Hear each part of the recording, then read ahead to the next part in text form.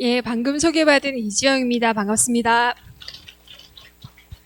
저는 사실 오늘 설명의 컨셉이 그러니까 수업을 어떻게 진행하고 저라는 사람이 어떤 사람인지를 부모님들한테 소개해드리는 그런 시간인 줄 알고 원래 준비했었던 입시와 관련된 부분을 조금 대폭적으로 뺐거든요. 근데 앞에 보니까 선생님들이 다 넣으셔가지고 또 한 번 하면 복습을 하는 택이 되고 또 저 뒤에 전체적으로 수시에서 논술에 대해서 이제 설명해 주는 선생님이 계시니까 저는 좀 간단하게 제 수업에 대해서 조금 설명드리겠습니다. 자, 이거는 저고요. 예, 예전의 사진이긴 하지만 저 맞습니다. 예. 제 수업의 이름은 키움 논술이라고 하고요. 아이들을 점점 키워가서 논술에서 좋은 결과를 얻을 수 있는 그런 어떤 학생으로 만드는 것이 제 수업의 가장 최종적인 목표이고 처음에 시작할 때의 목표입니다. 그래서 이름을 키움 논술로 지었고요. 일단 제가 수업을 진행하는 건 이번에 금요일날 개강을 해서 진행을 하고요. 원래 올해 2학년을 대상으로 해서 금요일날 수업을 했었거든요.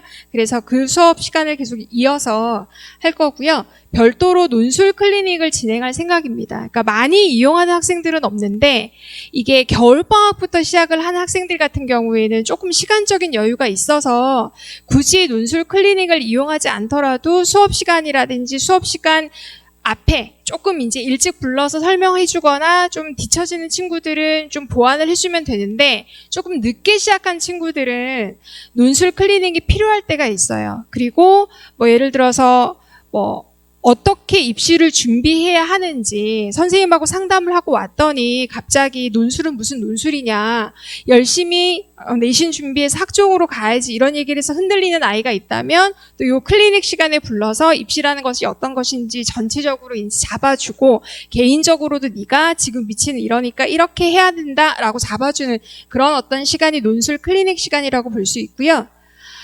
저는 지금 현재는 학립논술에서 인문논술 강사를 맡고 있고, 그리고 이제 아시는 부모님들도 계시겠지만, 그 중등에 저희 같은 타임교육 안에 미래탐구라고 있습니다. 미래탐구의 입시연구소 소장을 맡고 있습니다. 뭘 잘할까요? 입시에 대해 잘 알겠죠. 네, 이제 맡고 있고, 그리고 대학에서는 사회학을 전공을 했습니다. 제가 제 전공에 대해서 이야기하는 경우는 별로 없는데, 사실은 논술할 때 요번에 2학년 수업을 하면서 제 전공을 조금 많이 쓰기도 했었어요. 왜냐하면 2학년 수업의 모토가 뭐였냐면 자주 나오는 빈출 주제를 중심으로 해서 학생들한테 미리 좀 접하게 하는 그런 것들을 2학년 때 했었거든요.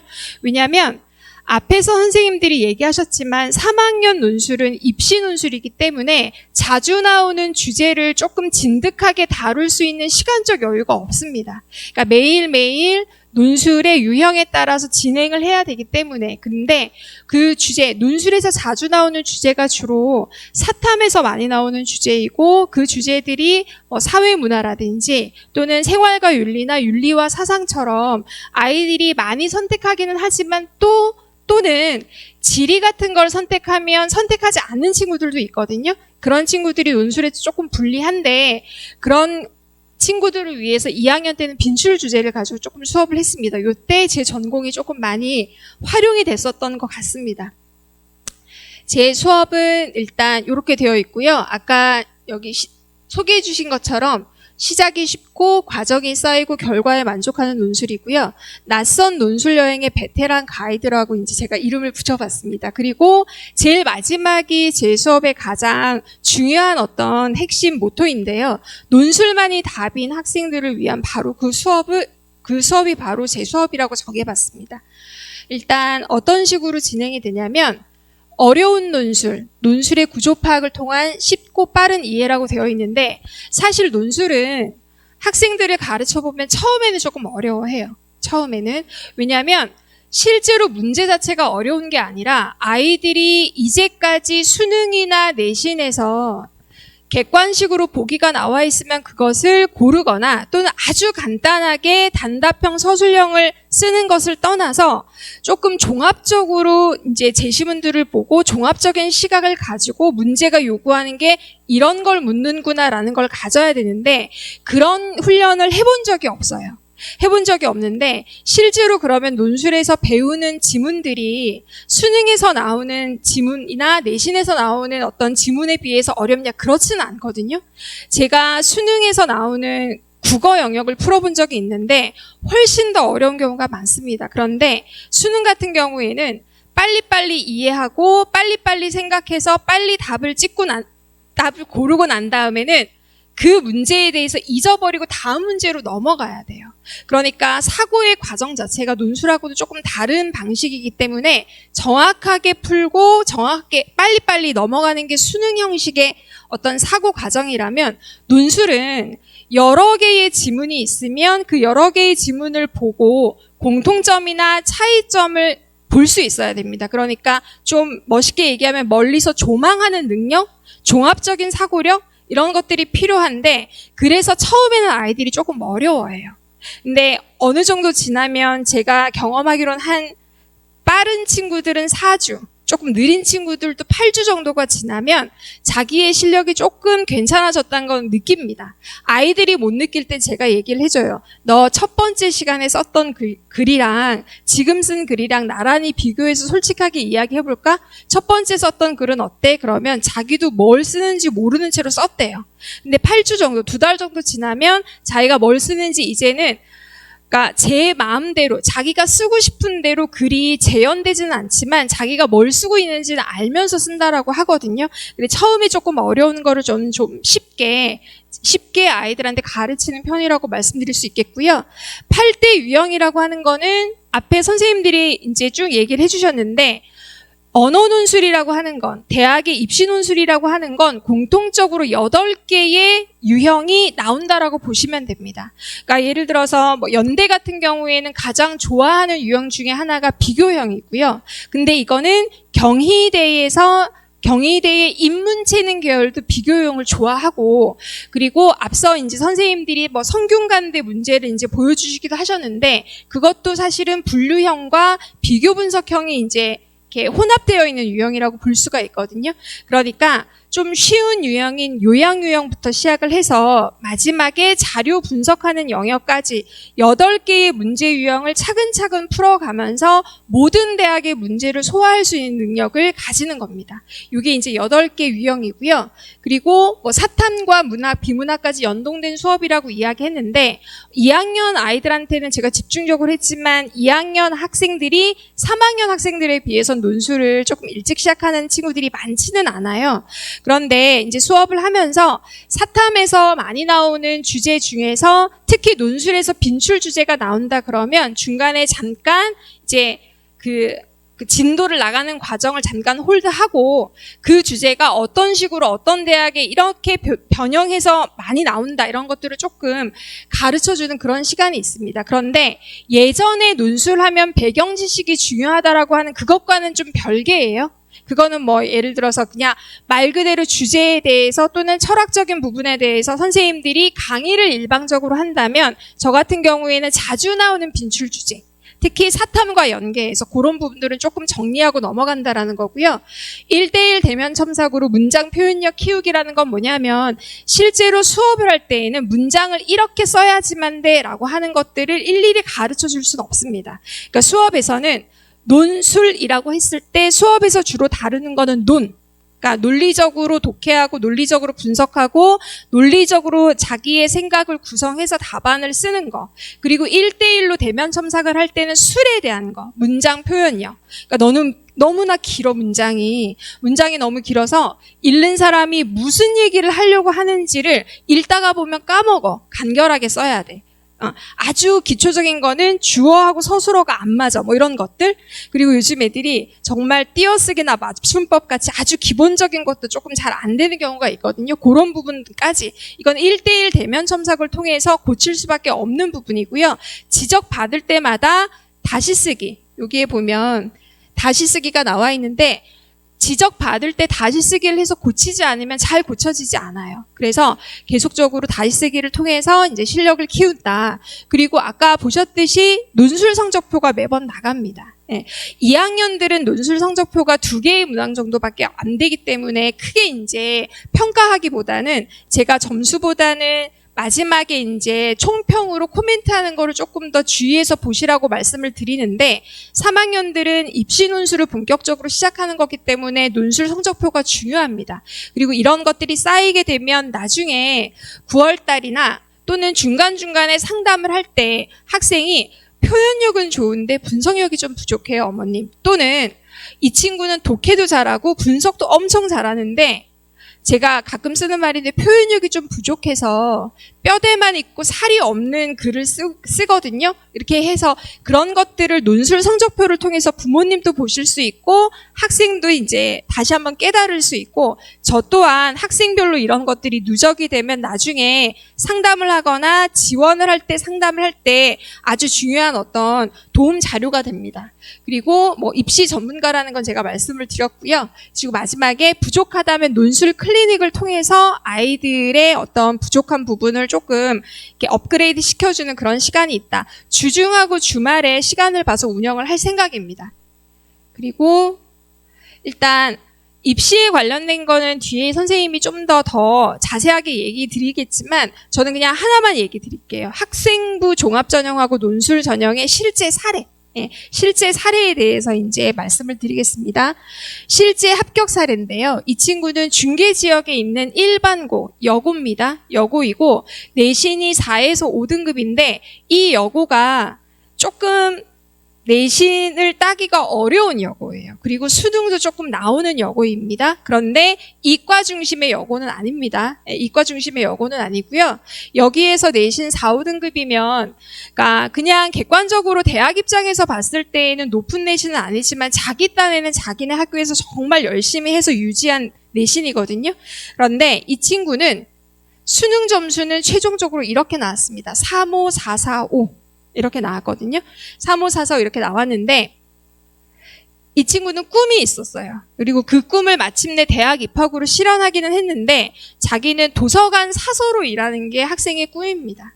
도서관 사서로 일하는 게 꿈인데 학생부도 도서부 활동 중심으로 문헌정보학과를 들어간다라는 일념 하나로 준비를 했었던 친구예요. 그래서 제가 논술은 학생부에서 어떤 비교과라든지 뭐 동아리라든지 또는 교과를 선택했는지 이런 건 보지 않으니까 네가 자유롭게 선택해도 돼 라고 이제 말을 했거든요. 왜냐하면 문헌정보학과가 워낙에 있는 대학도 드물고 뽑는 인원도 적기 때문에 그렇게 얘기를 했는데 자기는 학생부 종합전형이 됐든 논술전형이 됐든 문헌정보학과 하나만 바라보고 있다 이렇게 얘기한 친구입니다.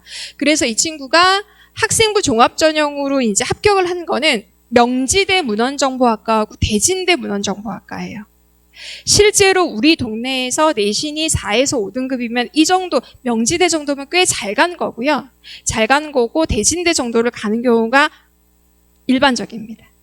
그런데 논술 같은 경우에는 서울여대 문헌정보학과. 이 친구가 조금 늦게 시작한 친구거든요. 이 친구가 5월 달에, 아까 제 앞에 팀장님도 5월 달에 준비해서 합격한 친구 얘기했었는데, 이 친구도 5월 달에 이제 준비를 해서, 근데 얘도 진짜 독한 애예요. 왜냐면 제가 늦게 시작하면 늦게 시작한 것만큼 앞에 시작한 친구들을 따라잡으려면, 왜냐하면 시간이나 노력의 누적량이 다르니까 따라잡으려면 무조건 다시 쓰기를 하고 다시 쓰기 선생님이 말하지 않더라도 무조건 해야 되고, 그리고 조금 지적을 좀 더 받는다면 3번, 4번 이렇게 쓰기를 계속적으로 똑같은 문제라도 해야 된다라고 했을 때 거의 유일하게 말을 들었던 친구예요. 아예 이제 논술 노트를 자기가 따로 준비를 해서, 그래 저를 되게 귀찮게 했습니다. 쉬는 시간마다 와서 이제 물어보고 해서 귀찮게 했지만 사실은 선생님 입장에서는 되게 기특하긴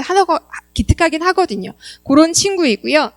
이거는 이제 고3, 올해 고3 학생들의 상담 사례입니다. 상담 사례이고 아직까지 결과는 15일 이후에 나오니까 그때 봐야 되는데, 이 친구는 일반고 학생이고 내신 3등급이에요. 마찬가지로 여학생이긴 합니다. 여학생인데 얘는 수능 같은 경우에 국어가 4, 그리고 수학이 5, 영어가 2, 사탐이 3, 3. 이건 모의고사. 예. 그리고 수능 모의고사의 성적이고요. 그리고 학생부는 평범하거나 그냥 부족해요. 자기가 학생부 종합전형으로 어디를 갈 거라고 특별하게 생각하지 못했다고 하더라고요. 그냥 내신 잘 받는 것만 신경을 썼다. 이렇게 얘기를 하는데 이 친구는 요 내신과 요 수능 모의고사의 성적을 가지고 어느 정도를 지원을 할 수 있냐면 학생부 종합전형은 단국대, 명지대, 경희대, 국제캠퍼스, 성신여대, 덕성여대, 광운대, 서울여대, 가천대, 경기대인데 여기가 안전한 어떤 지원은 아니에요. 안전한 지원은 아니라 이제 지원 가능권 안에 있는 대학들입니다. 예, 지원 가능권 안에 있는 대학들이라고 말씀드리고요. 왜냐하면 일반고기 때문에 그렇습니다. 여기가 광역단위 자사고나 특목고면 내신이 조금 낮더라도 조금 상쇄되는 부분들이 있는데 일반고라서 그렇고요. 그리고 논술 같은 경우에는 경희대, 건대, 동국대, 숙명여대를 지원할 수 있습니다. 왜냐하면 이 대학들이 모두 다 두 개 합이 5거든요. 2 플러스 3 하면 5잖아요. 예. 그래서 이런 대학들을 지원할 수 있다라는 거. 그래서 제가 이제 학생이 막 이렇게 논술이 조금 어려울 것 같고 주변에서 얘기하잖아요. 원서 쓸 때가 되거나 논술 처음에 시작할 때도 논술 준비하는 애들 별로 없는데 논술 준비해봐서 다 떨어진다는데 이렇게 얘기할 때 제가 얘기했습니다. 너는 지금 현재 이 정도의 위치에 있어. 그런데 여기 대학을 포기하고 여기 대학도 만족한다면 논술 하지 않아도 괜찮아.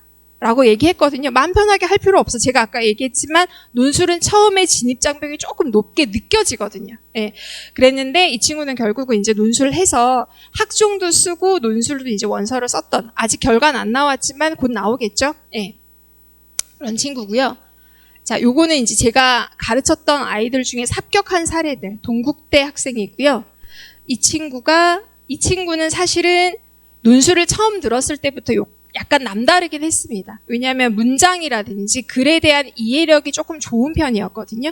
그래서 제가 첫 시간이 지나서 그런 얘기를 잘 안 하는데 야, 넌 논술로 가능성이 꽤 높다라는 얘기를 했었습니다. 네, 논술 가능성이 꽤 높다라는 얘기를 했었고 이 친구가 보시면 광역단위 자사고고 내신이 4, 5등급인데 이것도 거의 대부분 수학 때문에 까먹은 내신이에요. 국어 내신은 1등급 정도가 나오는 내신이거든요. 수능 점수는 이렇게 나왔습니다. 16434. 네. 그러니까 국어가 1등급, 수학이 6등급, 네. 그리고 영어가 4등급. 요 사탐 이렇게 나와서 두 개 합 4를 맞춰갖고 들어간 케이스고요. 이 친구도 비슷합니다. 네. 이 친구는 33311로 해서 이 친구는 조금 얘기할 게 많은데 시간이 없어서 예. 그러니까 왜냐하면 여기 사촌 언니를 제가 가르쳐서 한양대 사회학과 똑같은 사회학과에 수능 최저 없이 이제 합격을 시켰더니 자기 사촌 동생한테 소개를 해서 저한테 왔었던 친구거든요. 이 친구는 사실은 꽤 논술을 잘했던 친구인데 국어 성적이 안 나오잖아요. 아마 어머님들을 3월달 모의고사 보고 나면 아 그게 무슨 말인구나 아실 거예요. 왜냐하면 국어를 잘하는데 수능 점수가 안 나오는 애들이 굉장히 많은 편입니다. 논술하러 오는 애들 중에서. 왜? 속도가 느려요. 네. 근데 논술은 상대적으로 시간을 좀 많이 주는 편이거든요. 그러니까 좀 차분하게 고민할 수 있는데 제가 앞에서 얘기 드렸듯이 수능은 빨리빨리 판단하고 빨리빨리 결정내서 다음 문제로 넘어가면 앞에 거 잊어버려야 돼요. 거기에 발목이 잡히면 계속적으로 시간 낭비할 수밖에 없는데 그런 것들이 몸에 체화되지 않은 친구들이 있어요. 기질적으로 느린 친구들. 그런 친구들은 조금 어렵다. 그리고 요거는 이제 좀 전에 봤었던 그 서울여대 문헌정보학과에 합격했던 친구가 너무 기뻐서 저한테 이제 합격 후기를 보내온 거고요. 자, 그리고 요거는 그 다음번에 이 친구도 역시 서울여대 불어불문학과. 얘도 비슷한데 이 친구도 비슷하긴 한데 이 친구는 서울여대 불어불문학과지만 실제로 학종으로는 가톨릭대학교 국사학과에 합격했던 친구거든요. 예. 그렇습니다. 그래서 논술 전형 합격생의 대부분은 수능 최저 조건을 딱 맞추는 경우가 많다. 네. 납치되는 경우는 거의 없어요. 네. 거의 없고 특히 올해처럼 수능이 조금 어려운 경우엔 납치는 잘 안 당하는 편이죠. 요거는 이제 요거 수능 때문에 수능 공부가 바빠서 논술은 나중에로 미루면 시작할 시기를 잡기가 어려우세요. 네. 어차피 나중에 많이 해야지만 되는 논술이라면 겨울방학부터 일주일에 한 번 4시간이고 리라이팅을 한다고 해도 플러스 1시간에서 2시간 더해서 일주일에 6시간 정도만 준비를 하면 대학을 갈 수 있는 기회가 만들어지는 거거든요. 왜냐하면 지금 아이가 첫 번째 아이고 고3을 처음 경험하시는 거면 고3 스케줄이 어떻게 돌아가시는지를 경험하지 못하셨기 때문에 아셔야 될 것 같아요. 왜냐하면 3월이 되잖아요. 3월 모의고사를 보고 나서 그럼 난 논술 시작해야지 이렇게 생각하신단 말이에요. 3월 모의고사를 보고 나면 4월달 중간고사가 시작됩니다. 중간고사 1학기까지의 수시에서의 내신은 반영이 되니까 저희도 휴강이 들어가거든요. 그러다가 보면 어영부영 하다가 보면 4월달에 못해요. 4월달에 못하고 5월달에 이제 논술을 시작하게 됩니다.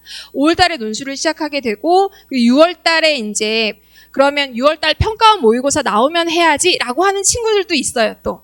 그런데 평가원 모의고사가 끝나고 나면 바로 또 기말고사입니다. 그리고 기말고사가 끝나고 나면 여름방학이지만 여름방학은 3주밖에 되지 않아요. 네. 아이들이 수능 공부를 열심히 하겠다라는 마음은 충분히 이해하고 지지하지만 실제로는 그 시간에는 모든 친구들이 다 전력 질주를 하기 때문에 따라잡기가 어려울 수 있습니다.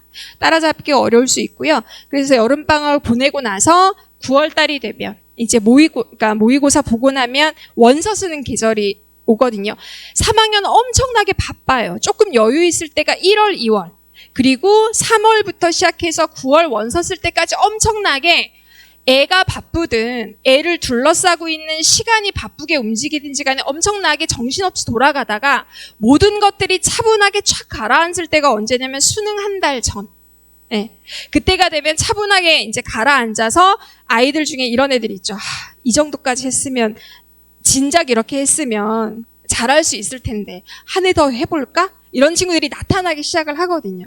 그러고 난 다음에 이제 수능을 보고 그러고 난 다음에 수능 뒤에 이제 논술고사들이 있는데 그러니까 타임의 어떤 일정을 보시고 이거를 지금 시작하지 않으면 오히려 가성비가 조금 줄어들 수 있겠구나라는 생각을 하시는 게 더 좋을 것 같다라고 말씀드리고요.